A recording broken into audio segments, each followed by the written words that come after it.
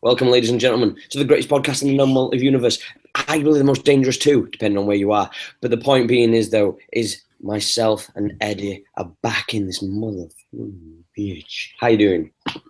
Look, man, I'll never tell people not to watch this. I will tell them not to drive and watch this. That's what makes it dangerous. You fucking idiots are out there texting and fucking driving and shit. You see those fucking assholes that like are walking in like a shopping center where there's a fucking fountain and they're just looking down at their fucking phone, texting and texting. All of a sudden they just trip all right into the water and then they bitch about it. Those motherfuckers. That being said, if you're watching this, thank you. Appreciate it. With that same thing said, when my missus was walking in the streets the other day, and some kid was walking on working on his phone, and he was like a foot taller than her, and she just started cussing him out because she nearly like walked into him because he wasn't looking where he was going. And she was like, "What are you doing? Like, what, you could walk and knock somebody over? What the fuck's wrong?" He's like, "I'm sorry." It's that kind of thing. So it's just like, for sure, like, have some perception, man. Like, have some fucking perception. Look around for a second. Then look back down. Do something. I'm gonna say, don't be dumb. Don't be dumb. Yeah, well, that's just dangerous as fuck. Like, this is a new problem. This whole texting and driving and texting and walking and tripping into fucking people and all that. That's new. That's pretty fucking new. When we were kids, that shit wasn't a thing. No, 100% wasn't a thing. Like, never. You play Snake and on your Nokia 3310 and like walk at the same time. Like, you'd have to be like a demigod to be able to walk and play Snake 2 on that shit. I'll tell you what, if you're playing, especially today, if you're fucking playing Snake and walking on your phone and not even looking or driving or whatever, you're a fucking asshole, like of like major proportions. Like, you're just an extra level of douchebag. Like, you're not even texting nobody. You're playing fucking Snake, dude. There's a million apps out there. Get something else. Motherfucker. Oh, I feel as if like there's some people who are listening to this and they'll go, "What the fuck is Snake?" Oh, dude, for anybody that is born after fucking, I don't know, 02, 03? Yeah, like 02, 03, yeah, 02, 02. Yeah, you're right, 02. Yeah, anybody born after 02 has no fucking clue what we're talking about. Yeah, they're like, okay. Flappy Birds, yeah. But anyway, fuck Flappy Birds, by the way, because that would game me. But nonetheless, this card, UFC Long Island, was actually pretty entertaining. And it didn't do the numbers, man. You see the views, the numbers on it was pretty shit. Like the worst, I think, on Fox, UFC on Fox. It's like the worst numbers for Fox so far. And the worst thing is apparently, like, I know this, and I don't know how big the arena is, but apparently where they were in Long Island, it only had like 11,000 people in it as well. Yeah, dude. It's not the greatest place to go. It just wasn't. Not to mention, I was nervous about New York State Athletic Commission just being involved. I thought that shit for sure. We were gonna get some fucked up shit somewhere in there. I don't think there was anything too crazy, so it ended up working out. But I bet you everyone was like holding their breath for most of the fucking fights. If Yamasaki had been refereeing that main event, that fight would have stopped in the first round. Oh, dude. Who do you think Kelvin Gaston's texting right now? Like, motherfucker, where were you? That's exactly what he's asking. Where were you? Damn. The one time I needed you. The one time I needed you to fuck up a fight for me, and you weren't there, you asshole. Nah, but been really bad for Chris though, because it'd have been 0-3 in New York. Yeah, then you had to have Bellator Long Island. Probably, I don't know. That being said, look, I knew for sure that for Kelvin to win, it was going to be some kind of knockout or outpoint him right on the feet. The second that fight hit the ground, 10 planted jiu-jitsu and all the respect to Eddie Bravo and all those guys, right? But Kelvin Gastelum is not at the level of jiu-jitsu that Chris Weidman is, and Chris Weidman's way bigger. And I don't give a fuck what anyone says. That matters. They always. I think the thing is the main thing that people neglect to always realize is no matter how talented you are, if you're both equally as talented or have the roundabout same skill level, once you factor in size, then that automatically wipes out what the other person knows. It doesn't make a difference. As soon as that big guy is educated, he's going to always beat the educated small guy. It's just physics. It's just pure out and out raw talent and size and mass. And you just can't combat that. Like, you can only combat ignorance of skill sets. So if Kelvin would have had the better skill set, but Weidman was not knowledgeable, he'd have fucking caught him with something stupid like a fucking triangle from the bottom. But he's not going to get caught. by, you know, I think you were talking about it on the Advocates when you was talking about like Longo and Sarah and Renzo, should I say? You can. The jiu-jitsu level is just that much higher for the level that he's been training for such a long period of time in combat to where Kelvin's only been training at 10th Planet for a short period of time. Exactly. He's and Weidman is not a dude. I don't understand why people thought that if the fight went to the ground that fucking Gaston was gonna win. I was just like, dude. Especially not if Weidman has his back. Weidman is so good at dragging you back down. I mean, how many times did Kelvin pop right back up, and split second later he's back down? Weidman just drags him down. And not to mention that slick ass setup for the fucking head and arm choke. I was impressed as fuck. Beautiful. Absolutely beautiful. I was impressed. I loved it. I will admit though, and I'm open to taking this heat because, you know, a lot of people kind of hit me up and about it. But did you want Weidman to pull guard? Well, no. Motherfucker. No. Just kidding. Really pulling guard bullshit. Don't be a hater, bro. Don't be a hater. We can't all be like 5'6" and 7,000 pounds. It's just not the way of the world. But the point being, what I'm going to make is I was surprised that Kelvin wasn't able to stuff the takedowns a little bit better. I thought for sure he'd get himself lower, right? But he's still pretty tall. So I mean, it was the way his stance was. It was a striker stance, right? Yeah. You know what I'm saying? Like, it was clearly a striker stance. It wasn't I'm getting ready to stuff a takedown stance. Not even close. He was trying to stay loose and catching. From my perspective, it looked like he was trying to stay loose and catching coming in. That's what it looked like. Exactly. I think that was the game plan. That's what it looked like. And he got him that one time, right? Dropped his ass. I thought the fight was over. The horn saved his ass. Like you said, Yamasaki was in there. Fight would have been over. But did you see that picture of Esther Lynn, what she put for Bloody Hell? His fucking face is fucked up. That was, you know what? Shout out to Esther Lynn. Always comes up with some crazy fucking pictures. I follow her on fucking Twitter. She's good.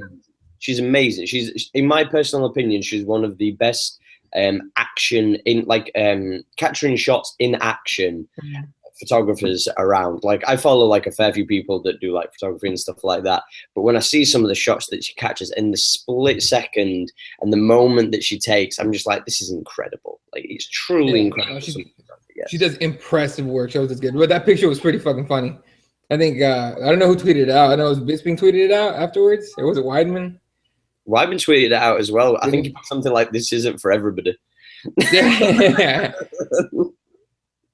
Yeah, but I mean, look, good on Weidman, dude. Good on and good on Kelvin for saying, you know, I should probably go back down to 170. First of all, motherfucker, cut the shit with the shit food. Make weight, and then we can talk. But do you think he's one of those people that's an in-betweener though? Do you feel like he's a perfect 175? If that was a fucking weight class, yeah, 180, 175. You know what I mean? Like, I think he's just too small. Well, he's just too small for 185, and I think that he's just too big in the sense of the cut's too much for him mentally. I believe. I believe he could cut down to 170. We've seen it, but I just think that sometimes, why would you want to do that to your body? Do you know what I'm saying? Like, it might seem like a little, but it's a lot when you cut in. Well, most fighters cut like what, 20 to 30 pounds. I mean, it's fucking ridiculous, right? And it's all to get the size advantage and the power advantage, you know. And guys like Donald Cerrone, guys like Kelvin Gastelum just showed that it can be done when you fight in a you know, closer weight class to your walk around weight. It can be done, and you can win. I mean, fuck it. Like I said, Kelvin was seconds away from winning this fight. Ain't fucking calling out the title shot. I guarantee he was gonna do that shit. You know what I mean? And you know, it's I hate weight cuts, man. I fucking hate it. And I only cut 10 pounds for jiu-jitsu tournaments. It's like a blink. You blink and you lose 10 pounds. It's that easy. But it still fucking blows. 100%, because then you got to maintain. Yeah, the maintain is the shitty part.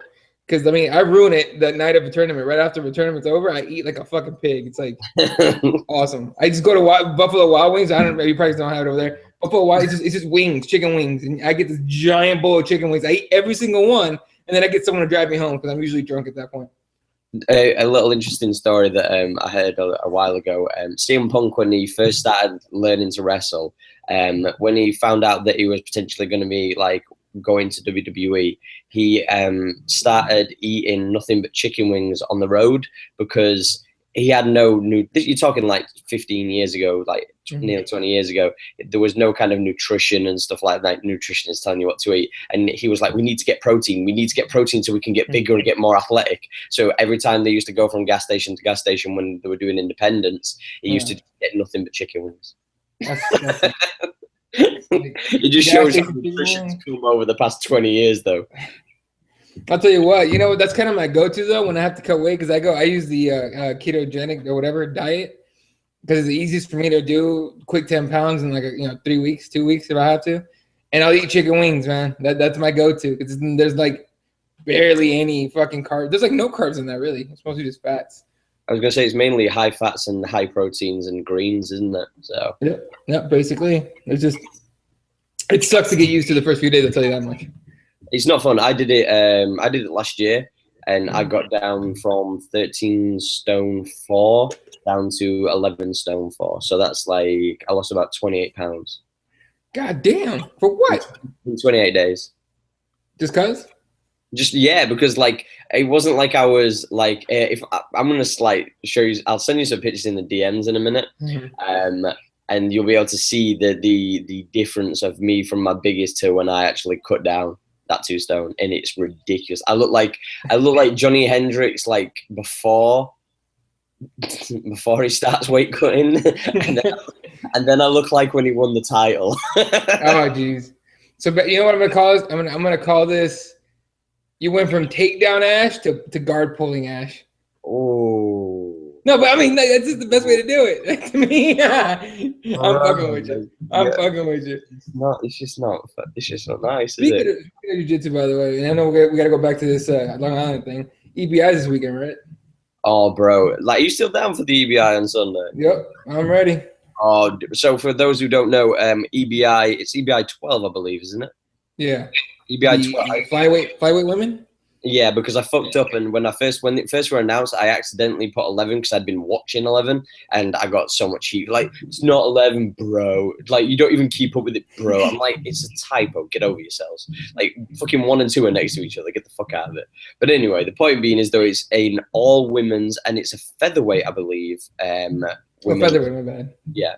I believe it's featherweight. That's great. Now I'm gonna get the fucking tweets like, "Oh, come on, bro! You fucking can't tell me between 45 and 25, bro." The other reason, fucking slip, you fuck. The only reason I say that is because I'm sure somebody was saying about Cyborg competing in it, or somebody was trying to get Cyborg to compete in it. So I don't know. Cyborg? Yeah, at 145.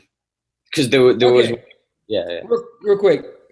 I would fight Cyborg if she had to cut to 45 and show up at 145 pounds.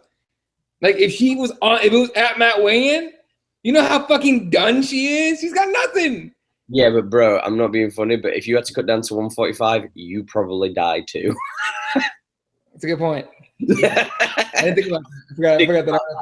You have to drop about, what is that, 70 pounds? If I walk around 210, I have to walk. Yeah, like stupid weight. Probably as much as she does though. So I feel like we're both fucked. That's so harsh. In that case, I would still lose because she's like way higher ranked than me. I'm got down to Cyborg on that one. She whooped my ass. Yeah, she'd grind that big ass chin on you. But anyway, the point being, I'm just saying, I'm just throwing it out there. She'd put that big old chin on you. But additional to that, though, there's going to be a mini tournament with combat jiu-jitsu for the women as well.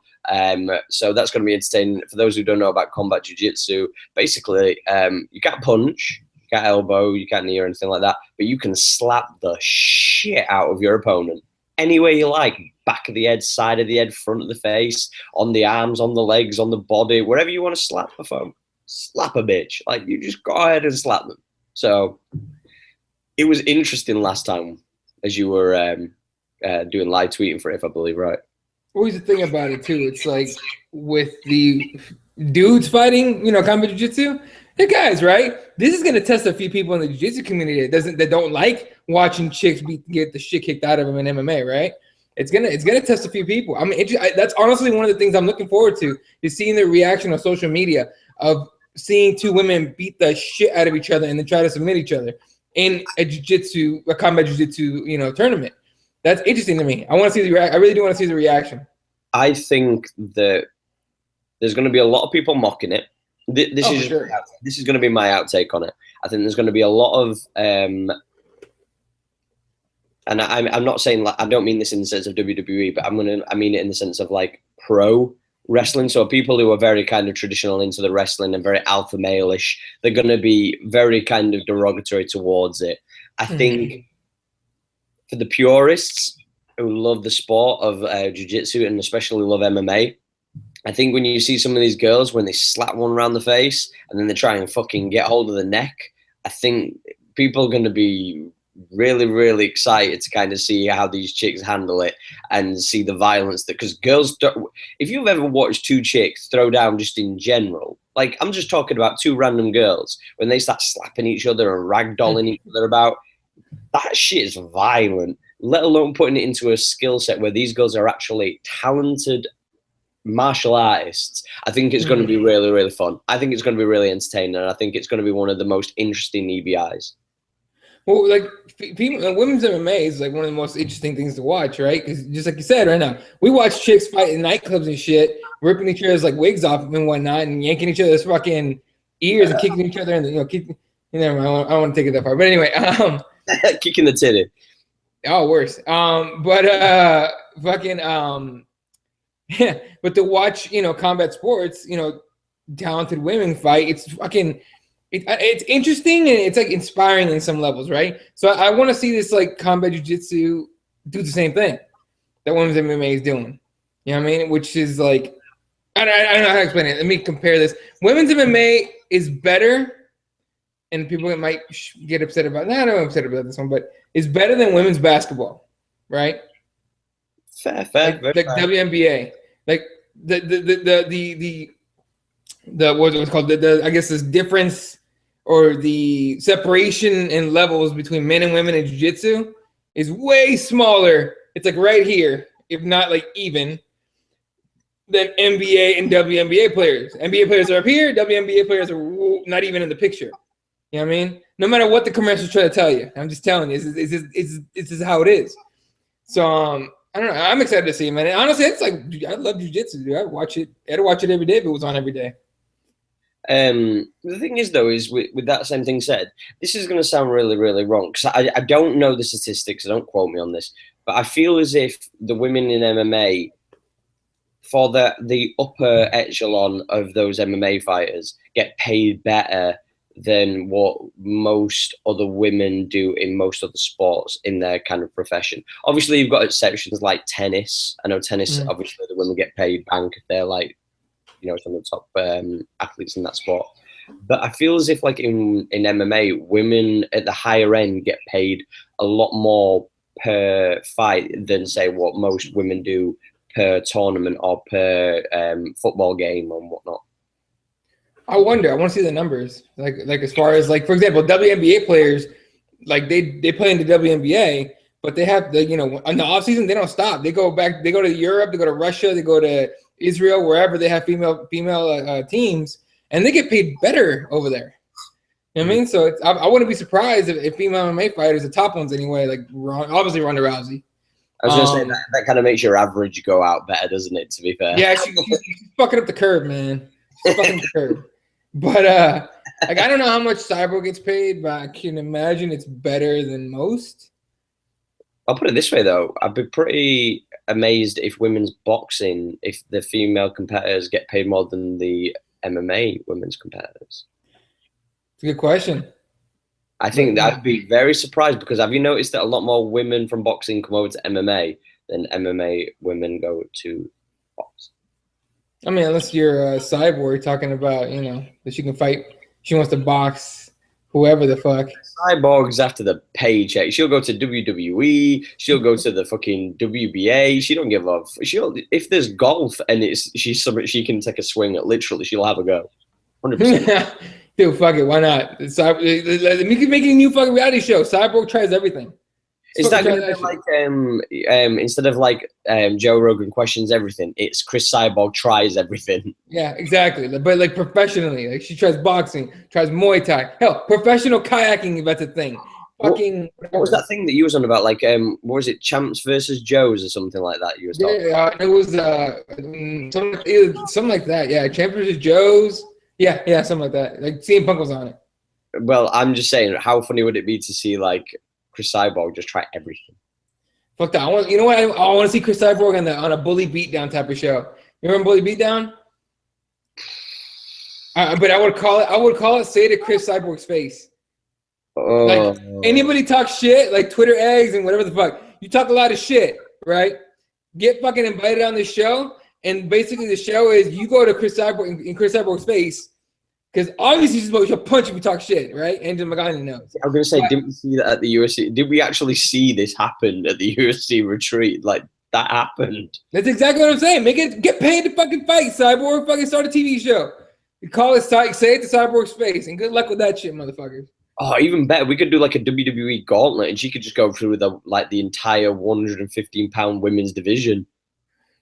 And WWE, like, actually fight WWE? Yeah, well, I'm just saying, like, no. I'm just saying, like, literally, she could have like one girl, like 150, like a 115, like Angela Mangana, have her come through, and she can fight her. As soon as she knocks her out, next one comes down. So whoever took the piss out, she comes down and fights the next, and Cyborg keeps going, and so she clears out the division. No. Now I'm thinking, why doesn't Cyborg go to WWE? She's already a massive chick. Isn't that what they want? Like a big old chick to start throwing chicks out? And I mean this in all due respect. You know, there's always one guy that will fuck a chick, but they try to go for more cosmetically pleasing, visually females most times. Well, I mean, obviously, you want a reason to make dudes watch. Nobody's watching. You know. Like, I don't want to go that far. I'm not saying that Chris Cyborg looks like it, but guys don't want to watch female wrestlers in general, let alone ones that look like feet. That is very true, man. It looks like the bottom of someone's foot after they ran like a marathon barefoot. But it's but yeah, it's through working glass the entire way. Still, the point being is you don't want that. You don't want to watch that. You don't want to see chicks like. As far as the WWE is concerned, yeah, they want smash mouth people, but they also, especially with the women, they want them to be somewhat to a degree pretty. So I can see Chris Cyborg going to WWE to have like a one-off and just smash some chick, like just because it puts her over like that. It makes her look like a badass. So I'm not against it, but no, why not? I think you'd be more likely to see somebody like Gabby Garcia's got more of a chance. Gabby Garcia's got a fucking legit shot. Who's bigger? What? Who's bigger, Gabby Garcia or a Cyborg? Gabby, right? Gabby's like the size of John Jones. What are we talking about here, sir? Hold on. Last picture I saw her, she was super skinny. Gabby Garcia is like 6'4", and Gabby Garcia is about 240 pounds. Oh, never mind. Shit. Cyborg looks like her mum. Like, like she doesn't believe that she gave birth to this giant. Like, that's hey, well, you know what? No, fuck it. Do that shit. Cyborg versus Gabby Garcia in WWE. I know they do it in WWE, but they won't fight each other. But I do know that when they were doing sparring, when Gabby was trying to learn more about the striking orientation of mixed martial arts, and Gabby Garcia said that she's never been hit as hard in her entire life, including training with men. Wait. Gabby Garcia was working on her striking? With Chris Cyborg. Clearly she didn't pay attention, or Cyborg beat that shit out of her head because she is awful. I'm presuming the latter. She tied her and then she beat it out of her. Like, God damn. You didn't pay up, bitch? I'll kick your ass. CTE, brother. CTE. It's a motherfucker. Fuck it. There were no chick fights on this card, right? If there was, they weren't worth mentioning, sir, and I mean that not doing. No, there wasn't. Oh, Jesus. Okay, no. What the fuck? You know what? I genuinely do. Like we were saying earlier, I genuinely do love watching the chicks fight because I think they go for broke. But the thing is, though, is like because it's so. I was talking to somebody about this the other day. When it comes to women's MMA, it's kind of at the UFC 10 level. Do you know what I'm saying? Like what I'm saying? It's like it's just got over the Royce Gracie, Ronda Rousey-esque kind of bit, and it's kind of moving to that kind of Frank Shamrock kind of era where we're starting to see more complete fighters starting to come through the rankings and whatnot. And the problem is when the fights are bad, they're bad. No matter if it's men or women. But that's where they're at, I feel now, is women's MMA. I think that it's just at that position right now where it's at that UFC 10, 12 kind of era where they're getting into there, where there's a lot of women that are going, I want to be a UFC fighter. Because you've got to take into account Ronda Rousey, you know, her rise to fame was like 5 to 6 years ago. And, you know, a lot of girls who were probably around that 13, 14-year-old age looked at her, I want to be a strong woman like her. And now they're rising up to that moment where they're adults and they've been training for 6, 7 years and like, I've been learning everything in MMA, and they're going to be the chicks that we're going to start to see over these next couple of years that are going to start dominating divisions and are starting to be the standouts and killing off some of the girls who translated from kickboxing or translated from judo or jiu-jitsu. They're going to be the girls kind of clearing out the one style orientated MMA fighters that we have in the UFC and Bellator, etc. So you're talking about the evolution of women's MMA is kind of a parallel to what the men's used to be. That makes total sense. Yeah, it makes sense. I mean, what was it? Who's Cookie Monster? Esparza. Yeah. Carlos Esparza is a wrestler, purely just a wrestler. You know, and then she got, you know, then she met, you know, good old, you know, Joanna Violence and got the shit just beat out of her. God damn, that was an ass woman. Remember watching that fight? And I was like, all right, here comes the takedown. No, okay, he comes the takedown. No, okay. He comes the takedown. And then she drops. I'm like, holy shit. You know what that fight was? That was pretty much the Chuck Liddell, Randy Couture fight. Like every time you thought that it was going to take him down, it was like, yeah, blasted her ass, dude. That was just like, that's when you knew like Joanna Jacek was just something that you were gonna. You knew she was gonna be something, right? It's like, okay, you're a brand new division. She's the second champion, yeah, whatever. Someone to come up and beat her, and then she fucking just been tearing through every chick, you know. Like a motherfucker. You know what? It's one of those strange things, though. But like, you can tell that one of her idols is Chuck Liddell. You can just tell. Like, I know she's said it numerous times, but when you look at the style of how she throws her strikes, when you look at the style of as soon as she gets taken down, pogo stick, bitches back up. She is not playing that shit. I bet she doesn't even lay on her back to have sex. She is not playing. that might be the best fucking line you could come up with. Talk about she ain't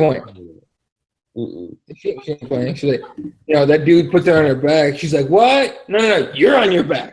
She gets the sweep straight in. Oh, man. Now we're taking this too far again. We're taking this too far. I don't want to think about this shit. Anyway. Hey, we're meaning this in all due respect. She's the baddest chick in the fucking world. Yeah, there's no disrespect whatsoever coming out of here. 100%. We're legit saying that she could fucking grapple a man. So if you want to take that as offensive, then fuck you. yeah, get upset elsewhere. All right, dude. The fucking the co-main of this, because I pull up the card right now. Darren Elkins, you know what, UFC, this dude just won another fight. Change his fucking pictures. Just looks so goddamn retarded on the website. Have you seen the fucking shit? Yeah, but No, not the tattoo. His face on the UFC fight card page is awful. Yeah, because he looks special, sir. Like yeah, it's pretty good. CTE is real, like real. Dude, that tattoo though, like. Come on, man. Let's be honest, though, right? Is it right? I'm gonna say something, and I don't care because I'm gonna be a fucking contradiction myself because everybody else does. Fuck it, why not? Is it wrong that I really want to see him get a title shot because it's like Rocky? I feel like this is our Rocky moment where, like, just give him a fucking title shot, bro. Like, why not? Why the fuck not now? You know what? I don't want to see. I want to see it because fuck it. That's why. Exactly. Just fuck it. Well, I mean, why the fuck not? I mean, what was you, 145er? Who else do you have? All those up there. For Jaeger's probably next. Yeah, why the fuck not? Give him a title shot. Let's fucking throw a big fucking wrench in everyone's plans. Let's see what happens when your 145 champions are a very special looking, a very special looking guy called The Damage, a tattooed The Damage on his chest, and takes a lot of fucking damage, you know? Bro, I'm just saying this. When it comes to that guy, like I'm all for, you know, Frankie Edgar or whatever getting his title match. Yeah. But is it wrong that I want to kind of see like Cub Swanson versus Elkins? I mean, I'd rather see Cub Swanson versus Duho, not Cub Swanson, Duho Choi against Darren Elkins. No. Think about this. Let me paint the picture, sir. Okay. Because if you put him against Duho Choi, he might get knocked out. But we saw if Artem Lobov continuously keep coming forward with them shots that Cub was throwing, I think that Elkins could genuinely win that fight. I think there's part of me. I'm riding the train. I don't care because I want a Rocky moment. I want to see this guy who looks like he shouldn't even be in the top 50 featherweights in the entire world. I tell you what, watch the next card that has Max Holloway on it. If Darren Elkins takes a fight on that card, it's because someone, one of them might fucking fall out. Imagine Darren Elkins either fighting for the interim or the outright featherweight title on short notice. You know what I mean? The thing is, though, is just like they can't stop him. Like, this is the reason why I would rather see him go against Cub Swanson, because I think that he'd have the edge when it comes to the dirty boxing and the grappling. I think he could make it ugly. I think he could make it scrappy. Whereas I think if he fought against Frankie Edgar, it'd be a nightmare for him. I think he just gets wrestle fucked. Like, Darren Elkins? Yeah. By Frankie? Probably. Yeah. Frankie. No, I think you're right. Yeah. Although Darren Elkins is a wrestler himself, isn't he? Yeah, but fucking Frankie though, bro. Like, come on. Look, man, I've been doubting Darren Elkins for a year or for forever. Okay. This is the first time I actually picked him in a fight because I was like, there's no way this guy's gonna die. So it's just what it is. But how about Artem Lobov against Darren Elkins? No, don't give Artem Lobov a chance to go up. No. What are you talking about? You talking about fucking give him a title shot. You don't want Artem Lobov? No, I'm saying I want to laugh too. I want to laugh too, Ash. I don't want Artem Lobov to potentially take that leapfrog. I don't want him to take all that like momentum away from fucking Elkins. I think Elkins has grinded and beat people and got to the position that he should have never got to, but he deserves it because he earned it. Like, you know what, right? I don't give a fuck. I just think to myself, like, sometimes, man, like, fuck it. Like, this is supposed to be entertaining. And too many times, people want to bitch and moan. And I'm going to use this as a segue to go into the conversation I was going to have with you about the middleweight division. Mm-hmm. Because I'm sick and tired of people complaining about, like, the state of divisions and stuff like that. Right. At the end of the day, we want entertainment. We do want this to be a legit sport, but you can't have it a legit sport and then praise UFC for having Snoop Dogg on commentary, getting high as shit. You can't say that you want it to be a legit sport and then want that as well, because it just doesn't work. It's just not the same. You can't have commentators blatantly drinking gin and juice whilst doing commentary. I'm sorry. You can't say that you want it to be a legit sport and then praise that. You should be like, what the fuck are we doing here? Could you imagine that on Showtime Boxing? Could you imagine if Ranello was fucking with a fucking bottle of tequila, just fucking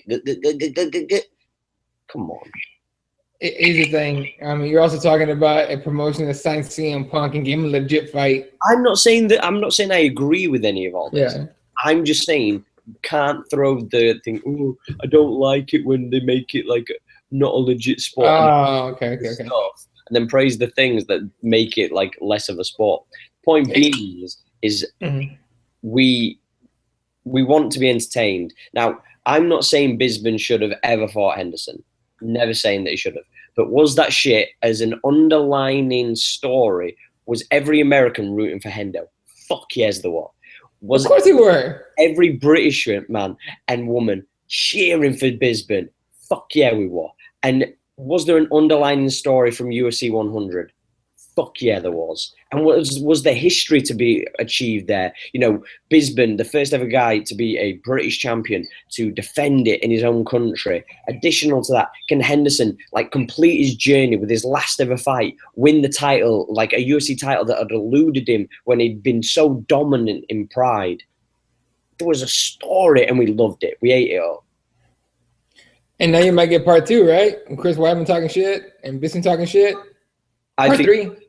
I think you're more likely to see him versus Yoel than you are to see him versus Weidman. Because I'll say this, and I mean this in all due respect, because I think that people they underrate Bisping a lot. They don't believe in the skills that he has, and I think he can surprise a lot of people. I don't like the matchup for him against Chris Weidman. I wouldn't either. But I do like it against Joel. And I know people are going to be skeptical and they're going to go, well, yeah, but he's got explosive power and this, that, and the other. If fucking Bisping can just fucking keep away from him long enough, that gas tank is going to fucking go. He just got to keep away from him for 2 rounds and make him throw hard shit, because Romero's going to want that massive knockout, right? He wants to knock him out, win the belt in spectacular fashion.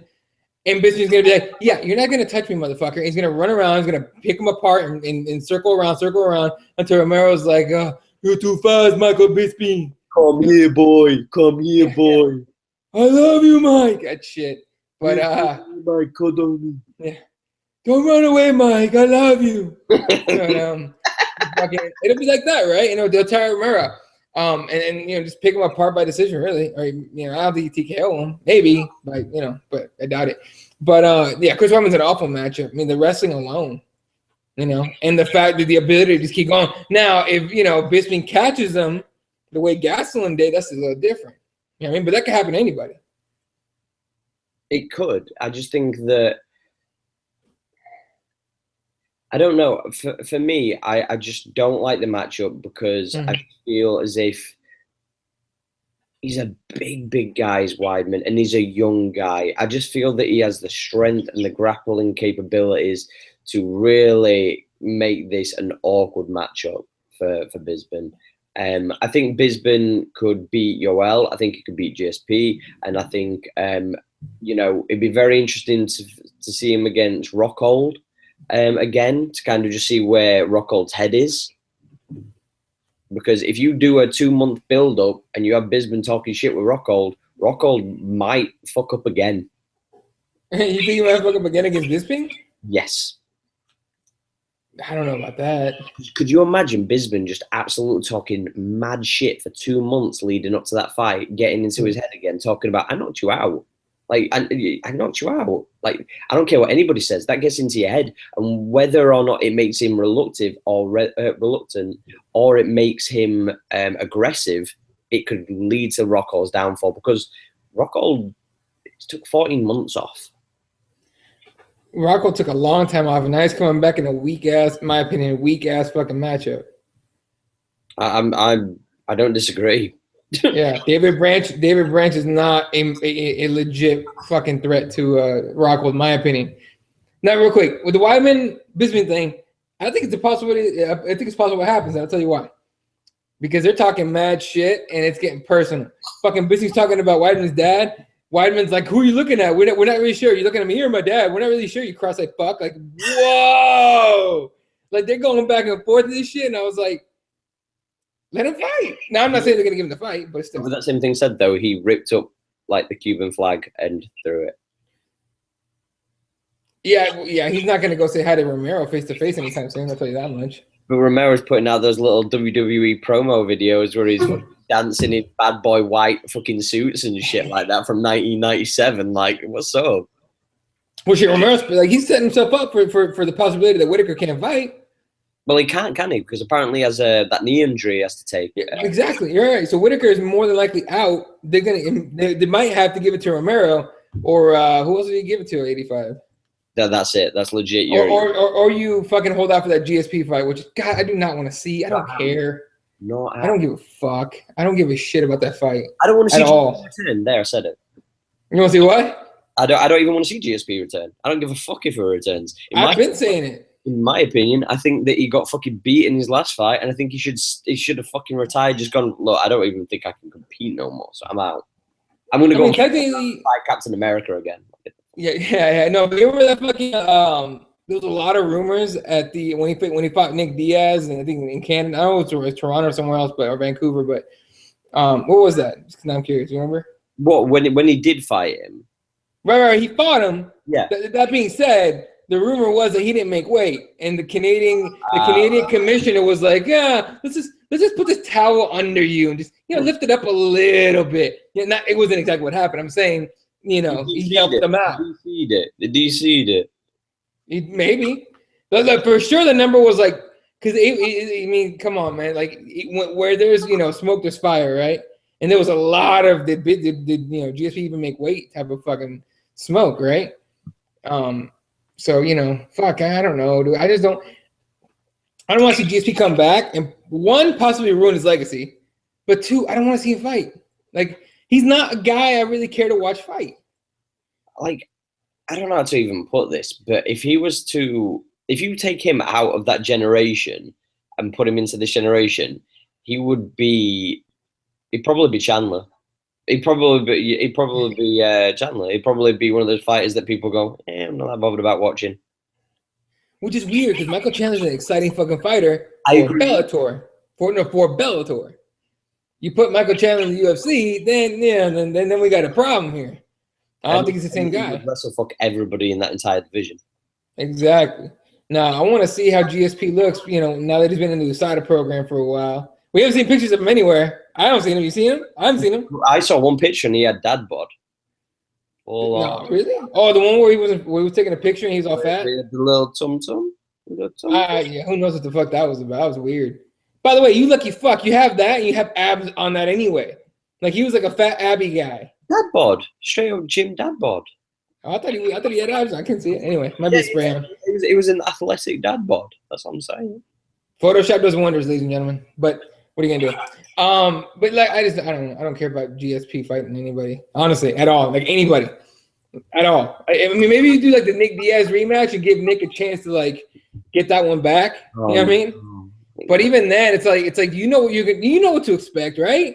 Take down, wrestle, take down, wrestle, fuck you. Hold him, and then the ref takes forever to stand him up. I'm gonna pull up the division right now, the 115 division, the 185 division, pardon me. So with this 185 divisions, with this same thing said, what I want you to do right now, and we'll go back and forth with each one of these people. Let me just pull this up real quick. Right. So we'll go from the top 5. So you have to pick one person, and you can't reuse the same person, who you want them to actually fight. So as soon as you use one person, the other person's out. You can't use the same 2 people. Like you have to pick how you would book this 185 division from right now as it currently stands, based on what we know. Okay? Okay. All right, yeah. So Chris Weidman, who do you have him face? Straight up. Jacare. Very good call. So who do you go with Luke? Who does Luke face? Romero.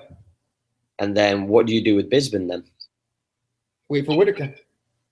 So you potentially make Bisping wait for like another 3 to 4 months, maybe longer. He seems to be happy waiting. Yeah, but I'm just saying. I'm telling you what I know. With that same thing said, then for me, I agree with the. For me, I would have rather have seen Chris Weidman versus Rockhold because I think we're owed that. Yeah. If we was going to make Bisping wait due to the injury, then I'd like to see Jacare and Yoel run it again. Okay. Because for me, that's still unfinished business as well. Yeah. If not, I just want to see Yoel against Bisping. If we're not going to make him wait. Yeah, no, then that's a preference. That's what I want to see. And I think honestly that's what's going to happen. I think something funky's going to happen with GSP. We're not going to get that fight. As much as Bisping deserves $1 million paid and all that bullshit he fucking says, he deserves it because he's been there forever. I want every fighter to get paid. But Bisping put in 10+ years of work just to get the title on like 2 weeks' notice. Okay, that's a great fucking story. Now, imagine the jiu-jitsu in Weidman against Jacare. Like, if they go to the ground, holy shit, I'm going to be fucking just giddy about it. It's like, woo, let's see this shit. Him up, though. I think Jacare finishes him, makes him tap. Or puts him out. But that dude's a fucking, what does he call himself? He does that crocodile snap, or alligator snap? The alligator, ain't it? Yeah, he's the alligator. Fucking gets you and starts rolling your fucking ass up. But it's that'd be a fucking sick fight. That's why I said that, because obviously, I agree Jacare and Romero have shit to fucking handle, but I almost rather see fresh matchups.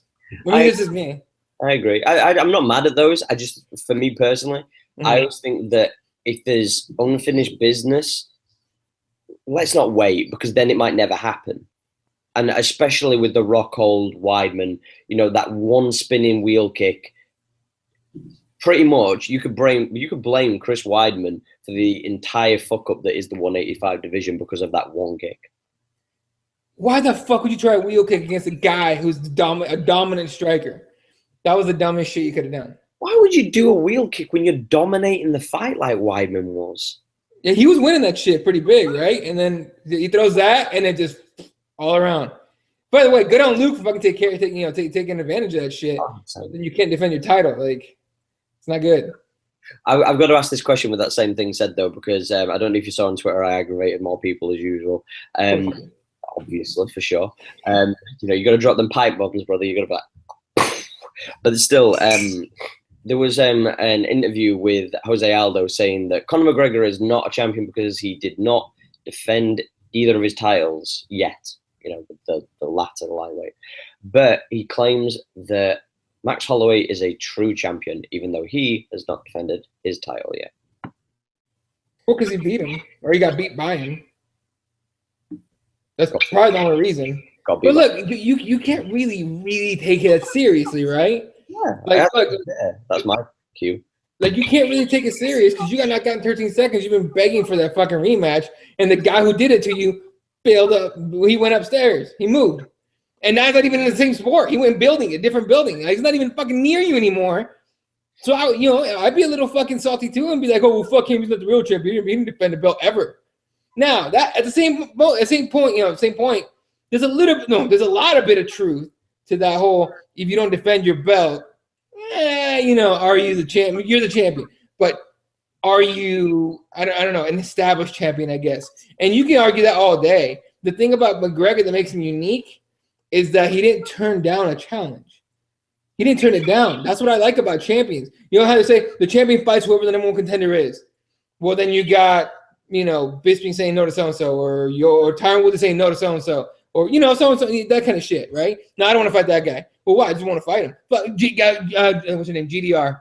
Jermaine Durandamy. Yeah. Didn't want to fight the number one contender. She left. She was like, yeah, fuck this shit. Here, have your belt. I don't give a fuck. I'm out. You know what I mean? Like, that kind of shit, so that's the kind of shit that makes you, question whether someone's a champion or not. McGregor's kind of in a lane of his own that he kind of created by himself. So it's harder to find that shit when it hasn't happened before. He's the first two-division champ. He's the first guy that is about to fucking make a retarded amount of money from going from a totally different sport to a one-discipline sport in boxing against arguably the best one to do it there. At least the best defensive one, but at least arguably the best boxer to ever fucking live. Arguably, because that's something Muhammad Ali was the best ever. That's just my opinion.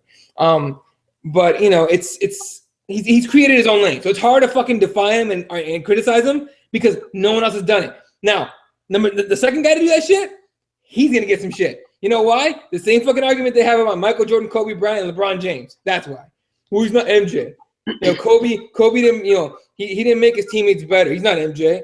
LeBron didn't fucking win 6 rings. He's not. You know what I mean? That kind of shit. Because Michael Jordan created that lane, and no one had done it before him.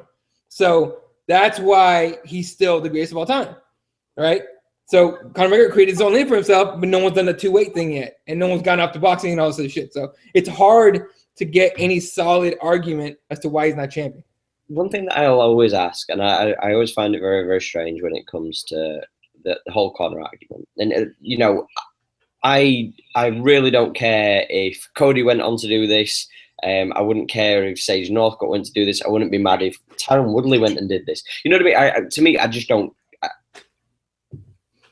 What I don't understand is, especially with Conor, we know, like we've got it. We've seen tape of him saying it. Why don't we just enjoy him? Like, you know what I mean? Like, I know that it messes up the divisions a little bit and little ones get put on hold, but everybody forgets that Jose Aldo fucking only defended his title like 7 times in 10 years. Like, he had mass amounts of time off and this, that, and the other and whatever. Like, why can't we just enjoy Conor for the small amount of time? He's an anomaly. That's what he is. He's a little glitch in the matrix. We're not going to see this again. And instead of kind of going, I hate this. This is disgusting. This is making me spew venom and become a little snowflake. Why can't we just go, This is kind of fun. Like, this is something we'll never see again. This will be totally wiped. We're not gonna have everybody playing these games because nobody's gonna have the power that Conor has because Conor was the first to do it. Why can't we just enjoy it? Because how dare he? That's why. Think about it, okay? No, think about it. How dare you? How dare you say you will beat the best boxer on the planet? How dare you leave a bunch of divisions hold up? How dare you do shit that I don't like? That's why, Ash. Because people are some salty motherfuckers, okay?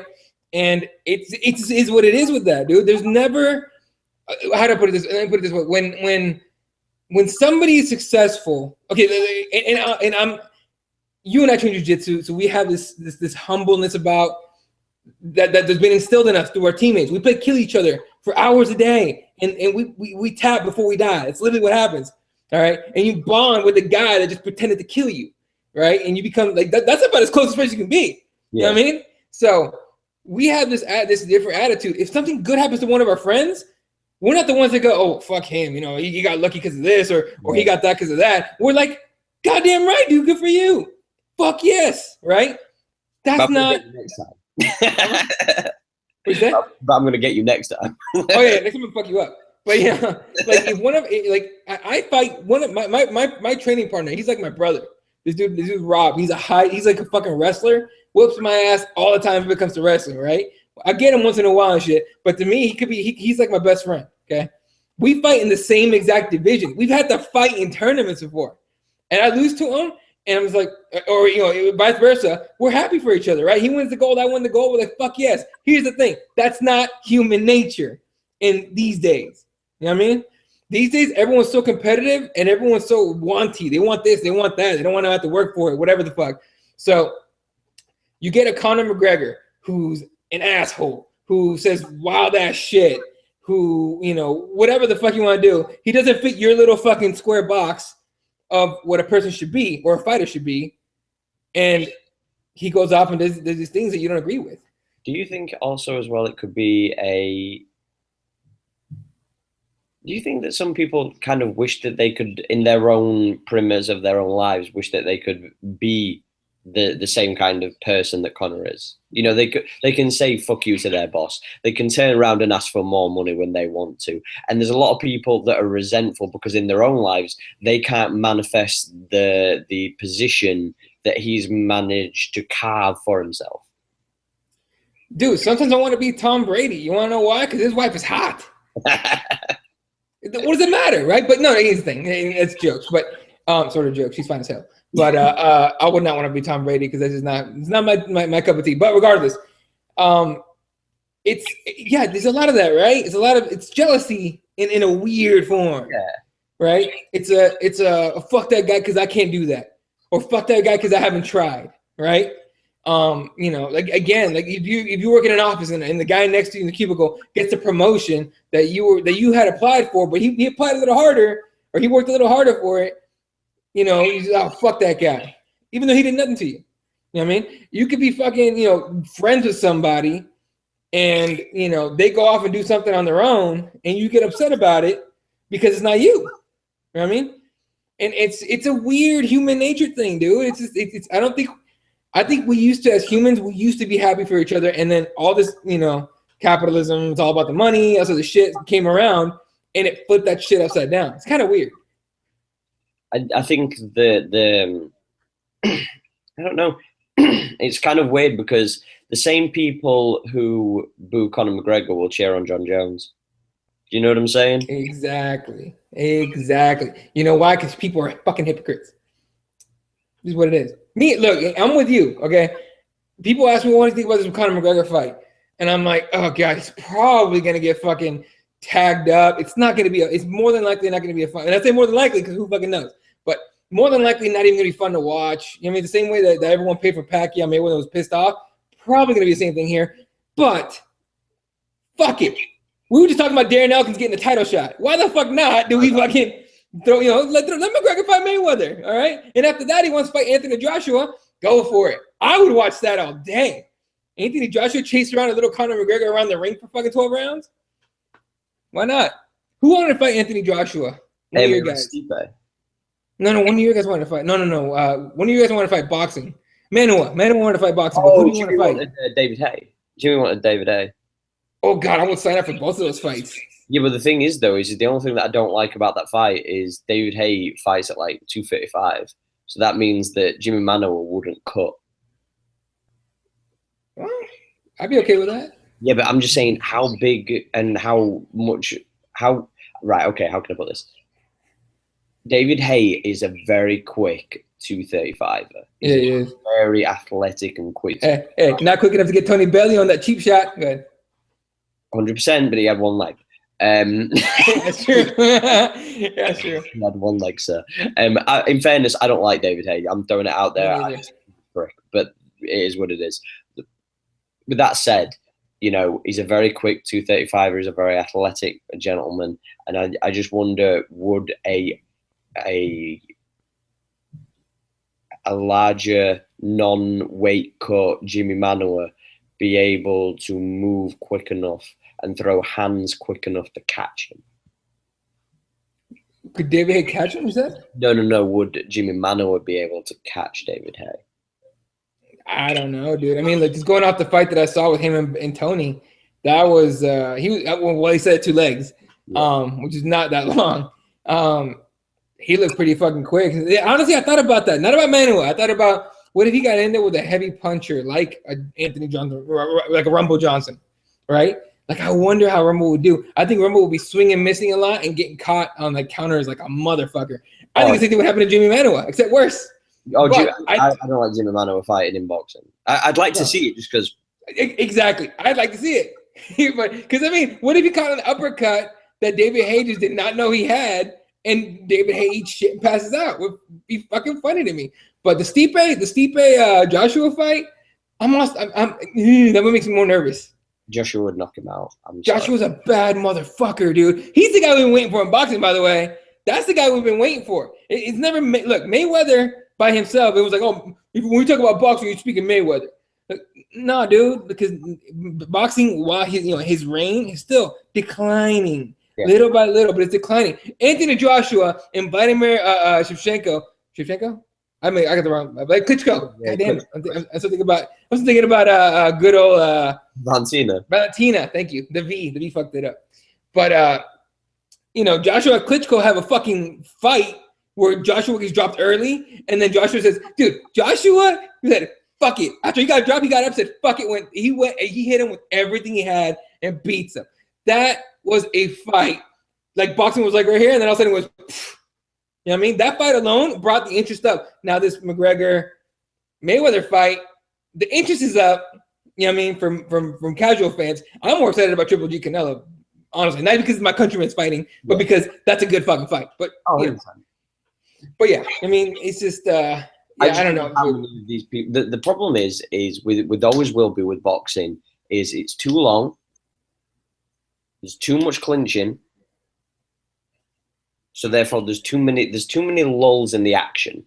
That's the problem with boxing, and that is why MMA grew, because there were so many ways to finish, and it was only 15 minutes, 3 rounds. So you can kind of go, it's edible. You can take it. You can absorb it, and you're not feeling like you're straining. If I'm watching boxing and I'm watching 12 rounds, 3 minutes. So if I'm watching that, I'm going to be like, oh.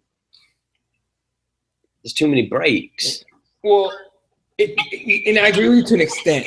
Okay, I'm just talking about as the casual fan. I'm just talking about as the casual. Right. And I agree with you on that point for sure. But I think if you have like, who's the guy that Pacquiao just lost to? Horn. Yeah, Horn. Yeah. Horn. I watched that fight in a hotel in fucking Flagstaff. I went to go do a terrain race in up north in Arizona. But I got back in time to watch the fight in the hotel room, and I was watching it. And I couldn't look away. Right? I mean, well, my point is this: in a fight where it's one guy dominating the other guy, that's boring as fuck. Pacquiao Mayweather, that was awful because Mayweather was obviously the higher talent here, the better fighter at that time anyway. If you get like a fucking barn burner type of a fight for 12 rounds, that would work. I think to me the problem is in boxing, there's no one that we give a shit about. There's no one to give a fuck about. Think about it. Think about MMA. There was Rousey, Oh, Rousey's fighting? Oh, I'm tuning in. There was Anderson Silva, and weirdly enough, to a lesser extent, if you think about it, right? Anderson Silva's fighting. Oh shit, we gotta watch that fight. Okay. Now it's Conor McGregor. Oh, Conor McGregor. Oh, we gotta watch that fight. We have to. But right? don't you feel though when you watch boxing, because when it gets to the high levels, so when you start to get your top 2, 3, 4 guys, they're so proficient at what they're doing that they kind of cancel each other out. So you're kind of looking at and I know I'm not against it. I watched boxing as a kid. I watched it growing up. Do you know what I mean? Like I've watched boxing a lot, but the problem I find, I think the casual fan as well finds, is that very rarely, you're not going to see a knockout between the top guys in each division, because they're that good that they know when to prevent certain things from happening. They can clinch up. The rounds are shorter. There's more rounds, so you can go hard for 2 or 3 rounds, take 2 off, go back for 3 rounds, take 2 off. You know what I mean? Like, you can play the chess. You can win rounds, and it's like that's what the only problem is in MMA is some people try to win rounds and not try to, and that's the people who we don't enjoy most times. We don't enjoy watching in MMA. GSP, Chandler, like all these kind of guys will wrestle fuck. They don't try and win. It's just kind of the cruising. They're just trying to get to the end. I see what you're saying. And I don't dispute it. When you're watching exciting fighters, it's the best thing in the world in boxing. When you're watching 2 guys bang and like one guy gets dropped and they come back, or you're invested, like you said, I agree. But when you're watching it for over 30 minutes and you're watching 12 rounds and then you've got the breaks in between, and then you know what I mean, you're starting to go, can we just get this knock somebody out? Like, short attention span. It's the curse of social media. And that's a good point. That's a really good point. It's I don't know how to put this. It's just weird to me. Okay. It's like football and baseball, and I keep going to other sports to fucking compare this. But here's where I'm going with this. In America, American football, NFL, all that, way more exciting than baseball. It's Fake football. Fake football, sure, but American football. American rugby, yeah. American rugby with pads. Yeah. That work? Anyway, American rugby with pads. In the NFL is clearly more popular than the baseball, okay? And there's a lot of differences. There's way more actually in the NFL. In Major League Baseball, there's a lot of just fucking lulls. You're waiting. Okay. And the pitcher winds up and he had to fart. Hang on a second. Oh, and the pitcher winds up and a bird went by. Hang on a second. You know what I mean? Or, fucking, like nobody wants to watch a pitching battle. What that means is pitchers going back and forth, striking the other guys out. To some people, that's exciting. To me, it's dog shit boring. Let's fucking hit the ball yard. Let's put some steroids in this shit and start hitting homers again. All right? Which, by the way, is happening now. This kid, I think his name's Aaron Judge of the Yankees, is knocking shit out of the fucking. He hits so hard it hits fucking like the fucking ceiling. But anyway, the point is, yeah. Look, I don't know. He's a big boy. I don't know what to tell you. He might be, using some juice, but until he pops. Hey, I tell you what, if that guy pops positive, it fucking knocks everything out again. Baseball beat dog shit again. But here's the point: millions of people still watch baseball because they always have. Okay. By boxing, everyone, why do they watch it? They always have, right? But it wasn't super popular because of the lack of someone to give a fuck about, the lack of a Tyson, the lack of an Ali, the lack of a Foreman. You know what I mean? You know what I'm saying? The lack of somebody that makes you want to watch. You know what I mean? And UFC just has more people to watch or MMA has more people to watch than boxing right now, but mainly in the UFC, right? I agree. So. I mean, that's why this McGregor-Mayweather fight, promotion-wise, works. Because you got the guy everyone in the MMA fucking gives a shit about against the guy that a lot of people in boxing give a shit about. I think for me, obviously, what I'm going to hope to do is I'm going to try and do a little like breakdown video, like actually do some video footage and break down the actual the Conor Floyd fight. So there's a little bit more in depth to it, because I feel as if people, the one main thing that I hate the most that I've been getting, and I'm sure you've been getting this too, is when people come up to you and they go, "Oh, you train UFC, don't you? You know, you do UFC, don't you?" And you're like, "No." It's the first question. Like, do you really think that like Conor's gonna beat Floyd? And the worst thing is though is I had one guy, and he, you know, casual fan of MMA and barely boxing, and he went, "Floyd's gonna knock him out in the first, isn't he? He's gonna smash him out in the first, isn't it?" And I went, "Why?" I went, "Why do you think that?" And he went, "Because he's the best boxer in the world, bro. He's like the best ever, bro." I was like, right, okay. When was the last time he knocked someone out? When was the last time he knocked someone out? Do you remember who the last person who Floyd Mayweather knocked out? I can tell you it is already. I know the name. It's a dude that fucking. I want to say it was that guy that he like hit him below the bell. He was apologizing, hugged him, backed up, and got knocked out. Right? Who knocked out? It was Ricky Hatton, the Englishman, and it was 10 years ago. 10 years ago. When was the fight against the kid he knocked out on the cheap shot? Probably before that, but it was. That's weird. 10 years ago. 10 years. That's crazy. So, I agree with you, by the way. And I just want to put this into perspective as well. I'm not making excuses for this. You know, Floyd did a tremendous job against Ricky Hatton. Ricky Hatton was a guy who looked like he had all the potential to be one of our next top guys in boxing.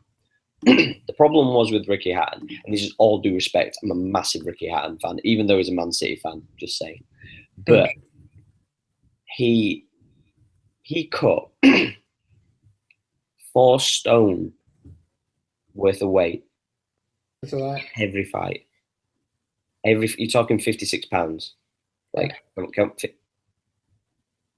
cutting 56 pounds every fight because he couldn't stop eating pies, curries, and drinking beers. There's a problem. No wonder he looked a little big last time I saw him. He looked fucking huge now. Yeah, he's big, fat dude. No. The additional thing to that is as well is he also had some drug abuse issues, apparently. Ricky Hatton. Now, I'm not making cocaine, man. He'd have made weight every time. Or it'd have been easy to make weight if it was coke. Well, cocaine was something that he got caught with as well. Oh, so, motherfucker! Sorry. So you know, the thing is at the end of the day, he beat somebody who, if he'd have took care of himself a little bit better, would have had a much better chance. But he just didn't. He just, you know, he fell into that kind of John Jones syndrome where, you know, if I fail, fuck it, I wasn't supposed to win. I cut 4 stone worth of weight and I was doing cocaine all weekend. You know, that same thing. Now, the last person he knocked out was Ricky Hatton. I'm like, and the guy didn't even know that was the last person he knocked out. And I was like, how is he going to knock him out? Like, what do you feel is he going to do? And he's like, I don't know. Like, I just think he cracks him. I think he just boxes him to death. I'm like, when does Floyd ever come forward? Like, ever? Especially against the counter puncher who hits like a fucking freight train. Yeah, I'm thinking the same shit, dude. It's like, you think McGregor can win this fight? I'm like, probably not. That being said, I'm rooting for the motherfucker. Well, why would you root? Dude, why would you? He's an asshole. He's an asshole. I'm like, what do you mean he's an asshole? What the fuck is Floyd? Have you seen him?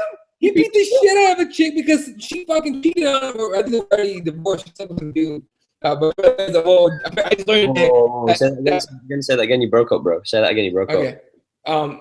Apparently, okay. You see that stupid thing? Look, I didn't know about this until like today, and I laughed my ass off because it's stupid. McGregor was wearing a Gold State Warriors CJ Watson jersey. Now I knew what that was about, so I saw the picture. I laughed my ass off. Okay. Everybody started asking me, why is he wearing a Warriors? Oh, he's jumping on the bandwagon. And I'm like, dude, Conor doesn't give a fuck about basketball. Look at who it is on the jersey. He's like, who is it? I'm like, it's the guy, all right, that was bumping it with Mayweather's ex. And Mayweather didn't like it. And that's why she got her ass whooped by Mayweather. It's the mother of Floyd Mayweather's kids, all right, was getting it on with this basketball player. And so, you know, McGregor just fucking with him. Mind you, Draymond Green talked shit to the wrong goddamn guy. I read those fucking comments and I got a good laugh out of it, and that's where I left it. Everybody else wrote articles like a motherfucker about it. It was just like article after article after article. Oh, Draymond Green talks shit to Conor McGregor. McGregor owns him. And I go, just tell people to go look at it. You don't have to fucking post a fucking article, you dipwad. Like, It's all about those clicks, baby. All about them clicks. The clickbait game is incredible. All right, mind you, it apparently gets you thousands of followers on Twitter. I'll pass. I'm good with what I got, but it's like it's retarded. People fucking make a big deal out of anything, right? But you think that the jersey's gonna help him come fight night? No, Mayweather is gonna do what he's got to do, but he's not knocking Conor McGregor out. All right, it's gonna go 12 rounds probably, unless mine would say so. Yeah.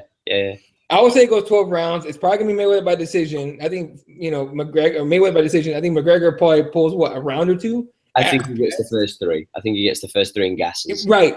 He's gonna come out firing. Hold up. Everything. My dog's making weird ass noises. What's wrong with you? Is he possessed? Is she possessed, by the way? Oh, she's sleeping and she's got the hiccups. Oh, okay. I did not know dogs can get hiccups. I just found that out. Hiccups for sure, yeah. That's the first time it happens. I'm gonna have to get her some water in a little bit. Anyway, but no, you got a bull. You know where to go. Anyway, but the thing, I don't know. He's gonna have to go. I think he's gonna come out firing the first 3 rounds, like you said. Try to finish the fight in the first 4, and then he's gonna slow down to try to conserve energy, and then I think try to do some kind of blitz in the last round or last 2 rounds. I think that's what he's gonna try and do. I think by the time we get to those last 2 rounds, though, Mayweather won a shitload of rounds. And it's just gonna be McGregor going, fuck decisions. I'm gonna try and knock you the fuck out in the last 2, and that's it. I think that's exactly how it's gonna go. Have you seen Creed, the film Creed? Oh, that's one of my favorite movies, dude. Well, if you've seen the final fight that when he fights against Pretty Boy, Bellew, when he tries to knock him out in that last round, I feel as if that's going to be the same thing. It could be. That'd be fucking crazy, right? You know why? Because then we're gonna get a rematch. I don't think we'll ever get another rematch because I think we will. But it's like that. I think the only way that you do if there's controversy, and I don't think there'll be any controversy. I just don't. Here's a theory. I was thinking about it, and now we're like balls deep in McGregor Mayweather. So fuck it. Here's a thought I was thinking. You know what I'm saying? We're not in there. Right? We don't make enough money to get even close to those 2 motherfuckers. But fucking if headbutts happen a lot in MMA. I don't suppose they happen in baseball, in boxing, right? But in MMA, you get cut off of fucking headbutts. McGregor has headbutted a couple times, not on purpose, maybe. Might be on purpose, maybe not. The point is, he's gotten involved in some headbutts that cause some cuts. You kind of it's the trade-off. If you're gonna go in, both of you risk it, especially with takedowns. A lot of guys, when they try to stuff the takedowns, they think they're going for it. Right. In boxing, it's because both guys are trying to engage at the same time, and it just fucking happens. Okay. Or one's trying to clinch and one's trying to come forward, or they're both trying to clinch and it just happens, right? But imagine a headbutt that opens up a gash on Floyd Mayweather. All right. You want some controversy, sir? I think that's where you're gonna find it. A headbutt or a low shot somewhere. I don't think it's gonna be a kick or a fucking wheel kick like everyone thinks, or McGregor's gonna get hurt and he's gonna shoot for a double. I don't think any of that shit happens. Yeah, because I think what Dana said about that. What is that?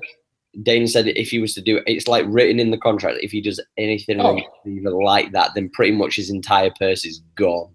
Oh yeah. No, he can't fuck around like that. Hey, he better not get hurt and fucking forget where he's at and think he's in the octagon and shit and start throwing crazy shit. It's some Ido Portal Capoeira type of fucking angle kick. I just want to see like Floyd go for a body shot and like duck down to really dig into the ribs and then just go with a Thomas Almeida flying knee. That'd be so sick if it was like a fucking knee on that shit. It'd be fucked up, but it'd be funny. I think you're gonna find that in the headbutts, man. I wonder, and look, because elbows are clearly like part of that whole don't kick and knee shit, right? Yeah. The elbow's got to be part of that shit.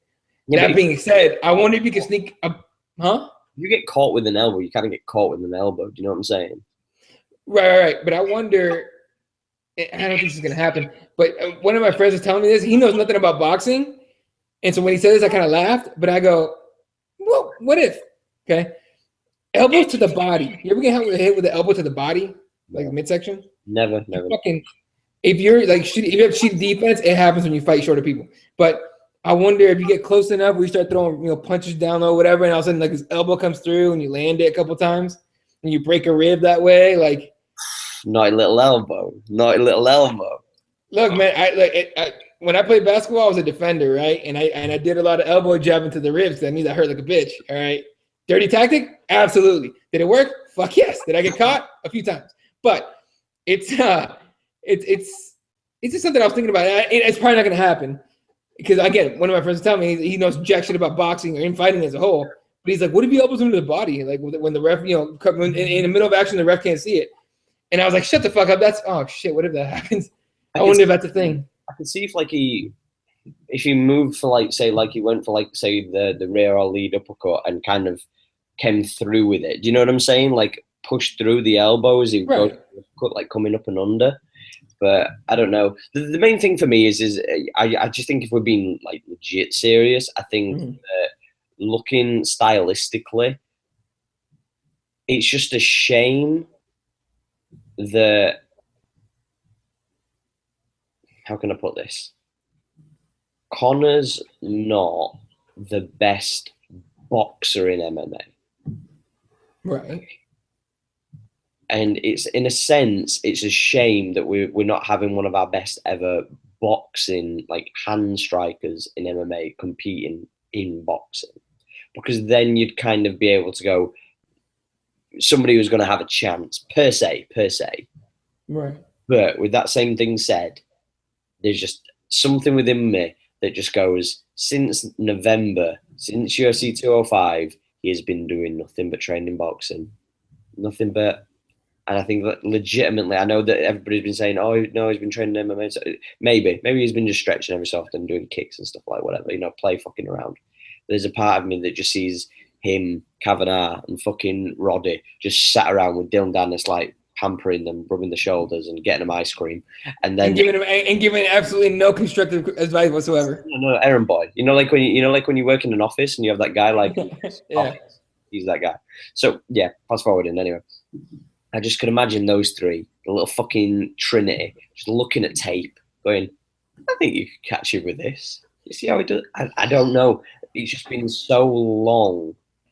It's been, what will it have been? It'll have been 9 months. Mm-hmm. Well, a bit more than 9 months, near 10 months, but 10 months to study. And I don't know. I think preparation is always key. And I think it's so much harder for Floyd to prepare for Conor than it is for Conor to prepare for Floyd. Yeah.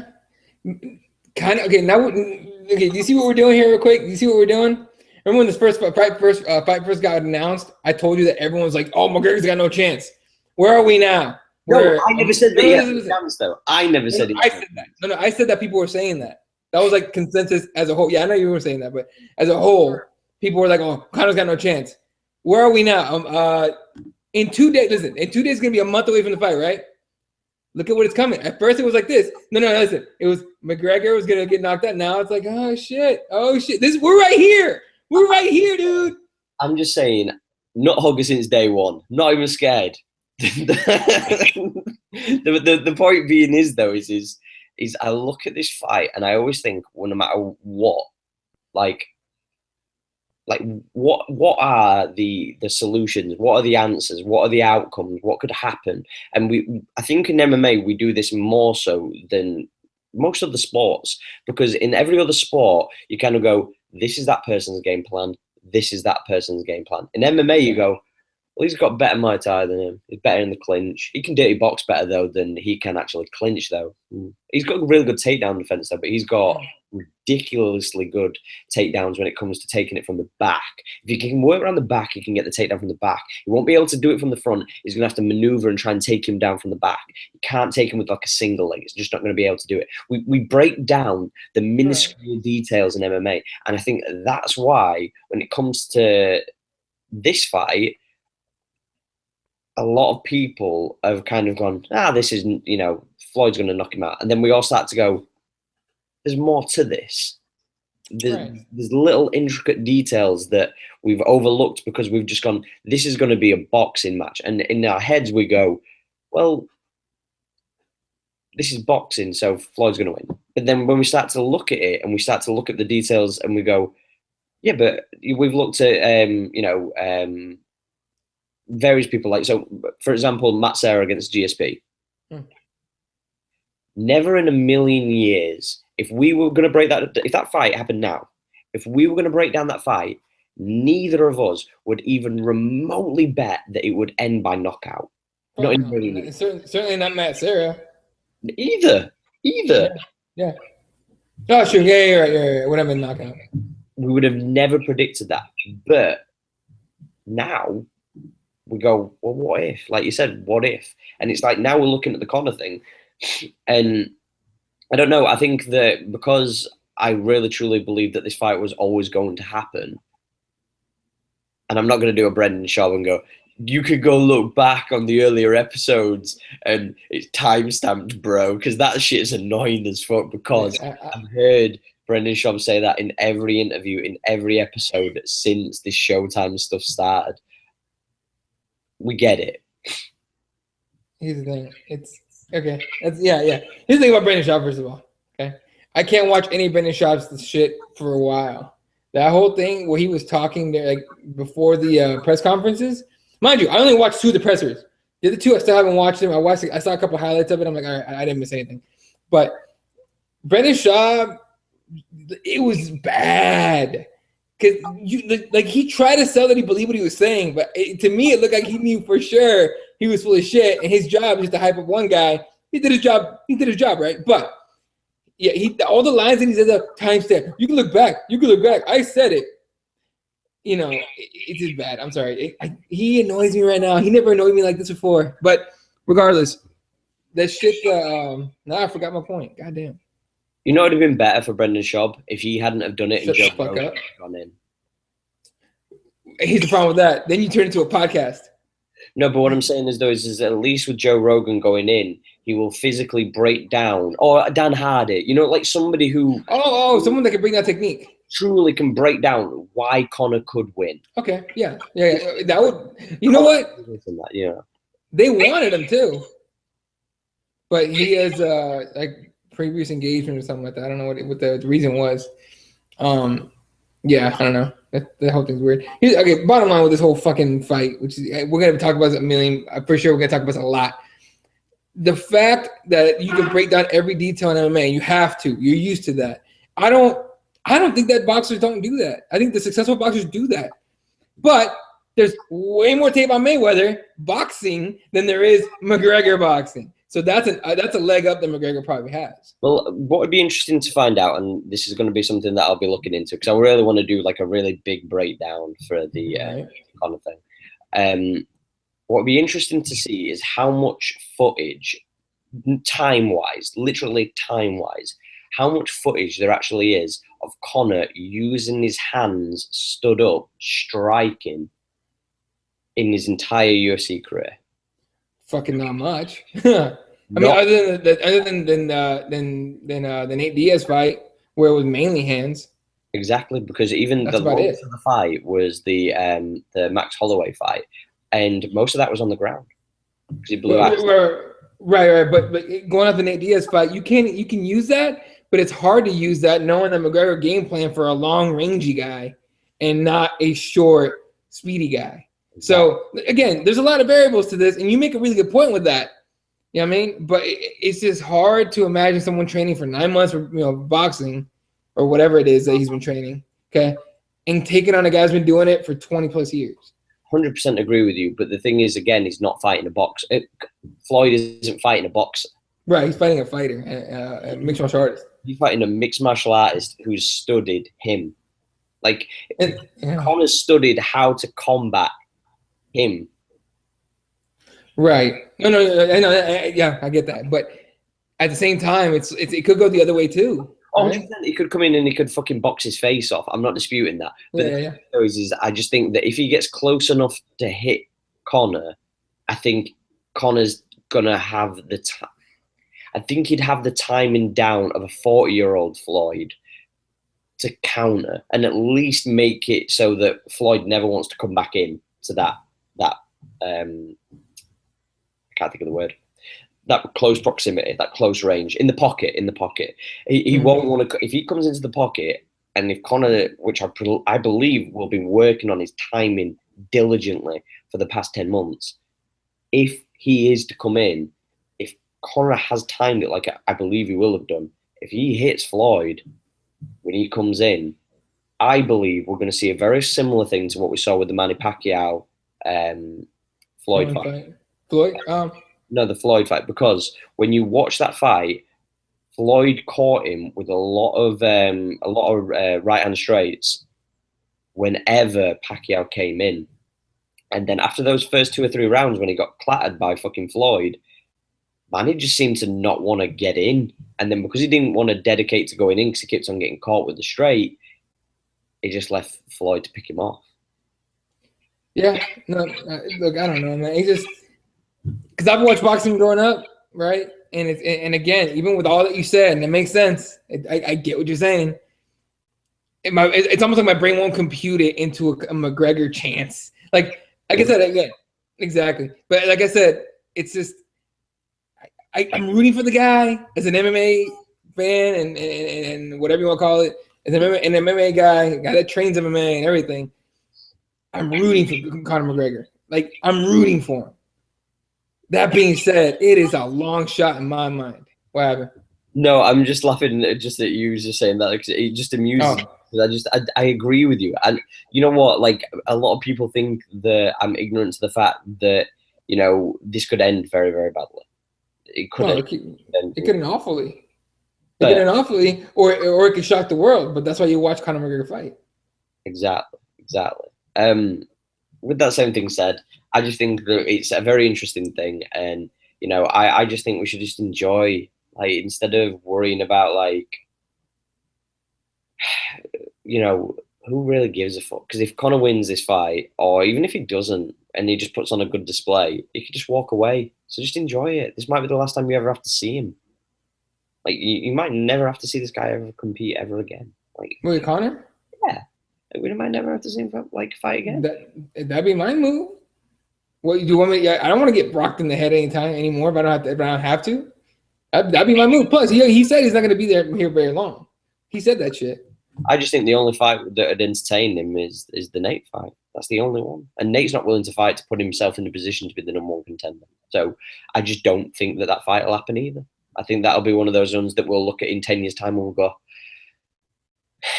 wouldn't have been nice to have seen that fight. Like, you know, we get that all the time. That's why I'm very keen on fighters avenging losses or matchups being made sooner rather than later. Because if you don't, might never see it. Yeah. Sorry, real quick. Someone just sent me this shit, and I know it's a website that is not one of the best reputable ones. So they get shit right once in a while. But they're saying that Big John McCarthy was attacked today and knocked unconscious. Get the fuck out of here. Early afternoon on Wednesday. Oh, this might be old. No, this is from today. Early Wednesday. Today's Monday. Yeah, well, Tuesday for me, but yeah. Maybe Wednesday. Last Wednesday? No, because he refereed this weekend, didn't he? Yeah, this is weird. All right, if anyone knows the real story behind this, let us know, or if it's bullshit. But it looks like he's going to be on Rogan's podcast tomorrow, apparently. Whoa, that's a fucking barn burner then. That's one I'm really looking forward to then. I don't know if it's for real. It's kind of weird. All right, never mind. I apologize, ladies and gentlemen. I was like, it looks stupid. It looks dumb as fuck. It might be bullshit. Did you see any of the ACB this weekend, by the way? No, I did not. I wanted to. I just didn't have time. Dude, like, it was the first time I was able to watch it live because I've always been able to see clips, but due to being at work predominantly when they're ever on a Saturday, I never get to watch them live. But god damn, like, the incentive is you get 5K if you finish in your fight. Like, if you finish somebody in your fight, you get 5K bonus just because.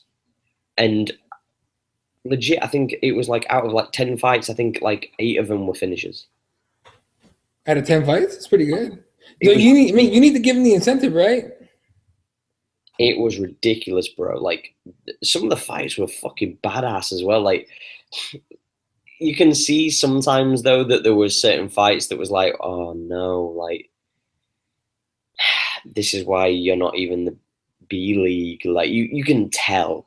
But with that same thing said, I'm a fan now. That was really entertaining, enthralling. You know, you never knew what was going to happen. There were some guys who were getting knocked down, get back up, and knocking the other guy down, and fucking, it was insane, insane. Yeah. And I'm looking forward as well to. I don't know if you saw the standoff between Luke Barnett and Scott Askham. I saw they fucking shoved each other and shit. Yeah, did you see fucking Scott Askham grab hold of him and fucking throw him backwards? Yeah, was it Frank? What the fuck was Frank Mir doing? He's just standing there. He was like, "Well, they're not going to fucking do anything, so I'll drop them both." Yeah. Oh dear. All I know is I've trained at Scott's Academy, and Scott's a good guy. But all I'm saying is this: like, I respect Luke Barnett as well. I think he's a very underrated fighter. But when he grabbed hold of Luke Barnett's suit and he started shoving him backwards, Luke just looked like, well, what am I supposed to do here? Like, I know it sounds stupid, but like, when you look at the DC John Jones moment, yeah, and you go, no hands. Like, I'm not saying they should, but if a man puts his hands on you and starts ragdolling you by your fucking suit, I'm throwing. I'm throwing. Slap a foe. Do you know what I mean? Yeah. Like, no, that's a good point. First of all, it's human nature, again, to fucking retaliate. So it was weird. That's why the whole thing with Luke, like, not throwing back, because all I saw was the grab and the shove, and Frank Mir looking all confused right there, like, what the fuck is going on here? And Luke Barnett not doing shit. And then the clip ended. But where were they for that one? Where they were in Rush? Where? England. Where? Are they in England? Yeah, in Sheffield. Okay. Would the English Athletic Commission do shit, or the whatever city that's in? Right. I'm just going to throw this out to you, sir. Can you remember when we were talking when Brad was on the show and we was talking about like some guys that are that juiced up? It's amazing how like everybody who fights in the UK doesn't get popped. Right. Like there's a tremendous amount of people who fight in these competitions that are juiced up to the fucking gills. I don't think that the commission in the UK would have done a real lot. I just don't. And that kid Luke Barnett fucked up. Should have thrown hands. What the hell are you doing, boy? Throw hands. I'm just saying. Yeah, I didn't fucking know that. All right, well, fuck it. Look, it ain't Brazil. I'm just saying. If you go and watch any Cage Warriors or Cage Rage and stuff like that, like if you used to look at certain guys, there's a moment that you look. I'm not saying recently. I'm just talking in the past. If you look at some guys, some of these big ass motherfuckers, like you remember when Brock Lesnar were in WWE. You know, when you watch him now when he's in WWE, when he's walking down to the ring, he's sweating. Like he's sweating before he's even got to the ring. Like. Sweat roids. Come on, sir. Like, what are we doing here? You know, like, what are you gonna do? I mean, anything. The lovely thing about WWE here is that they have a fucking substance abuse program. Yeah, that they constantly bust people for. I think those guys are tired and they go, you know what, dude, I need a break. Sign me up for that shit. I'll just pretend I took roids, and then I'll just keep taking them. If they actually tried to remotely like take random piss tests, it just wouldn't work. But so anyway, guys, this Thursday we'll be doing the big breakdown for UFC 214. We'll be breaking down that card. There is a lot to talk about on that card, especially about all the John Jones palaver and whatnot. So tune in Thursday as well. Just going to give a shout out to our sponsors. Starting off with Bain. Bain, if you haven't already, you're going to have to wait potentially. You can go on the website and you're going to have to like kind of order. They've just sorted out all their rash guards. They'll be getting sent out to everybody and whatnot. So enjoy those. I can't wait to be rocking one. I'm not going to lie. Like, it looks pretty badass. Additional to that, you can get spats there. You can get hoodies. You can get mugs. And it's all jiu-jitsu inspired. The artwork is tremendous. I have to admit, the Ezekiel t-shirt looks amazing, as well as the mug and whatnot. But you can check them out at bainstore.com. That's BAIN store.com. And use the code word, the heel hook, all one word, and you'll receive 10% off your entire order. They deliver in the UK, in Europe, and they also deliver in the States. So But I'm going to let Eddie breeze you through the Receptor, seeing as he's been using his a little bit more recently than I have. Yeah, man. Look, I'm coming back with that fucking back injury. Hell, I used it this morning. I fucking I just haven't. I posted it on Snapchat. I should probably post this shit on everywhere else. But I'm back in training camp of sorts.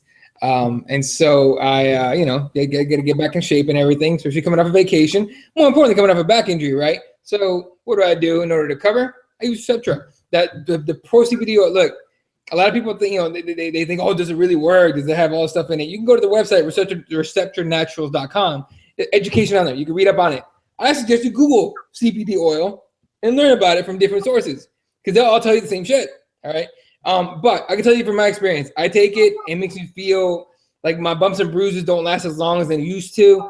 It helps with pain. It actually kind of helps me focus a little bit.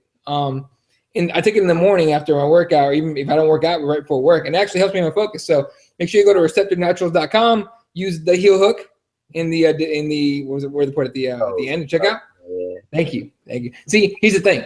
I actually don't know this, but when I do this shit on my show, I cuss my ass off. All right. And it's just I'm trying to be as professional as possible. All right. You're saying that it really doesn't matter. Like at the end of the day, it's all good, man. Yeah, no. Fucking using Receptor shit, bitches. It fucking works. No, it's kidding. For real, full fucking John Jones Nick Diaz. I'd rather go DC. He's like, John Jones, get your shit together. I'm waiting for you. That was my favorite line from DC ever. But anyway, regardless, receptornaturals.com. Use the heel hook and at the checkout, get yourself a nice little discount. And the UK site, they have a UK site, right? Receptorglobal.com. Receptor Global. So Receptor Naturals, States, Receptor Global, everywhere else, right? So yeah. Look, man, take care of your shit. You got one body and one life. Fucking take care of that motherfucker. Why do you have to hurt so bad? Use this shit. It works. I'm telling you. I'm proof. And that where they can find you as well, brother. At Elaw31 on Twitter, of course, at Crosswinds MMA, and go to crosswindsmma.com for all the podcasts and everything in the shows. So, yeah, for sure. And of course, shout out to Represent, the sponsor, reptheadvocates.com. Hit us up. Last but not least, dudes and dudettes, make sure that you follow us. If you're watching this, please subscribe to the channel, leave a comment, like it, share it, tell your mothers, aunties, cousins, dad, baby mama, everybody, just fucking everybody, and just make sure you share it. We appreciate all you that subscribe, everybody who tunes in and watches this, and everybody who shares this also. Make sure that you head over to twitch.tv/the heel hook, so that you can catch us on Twitch, so you can see us playing on all kinds of video games, talking mad shit and cussing out little 10-year-olds. And as well, make sure that you check us out on Twitter. Like Eddie said, you can find him at Elaw31. You can find me at Ashley Lamprey. That's ASHLEYLAMPREY. And you can also find the Heel Hook Show at the Heel Hook Show on Twitter. All of our sponsors and all of our social medias are in the description, so feel free to go and check them out as well. From myself and Eddie, peace up. A-Town down. We love you guys. Bitches. We out of here.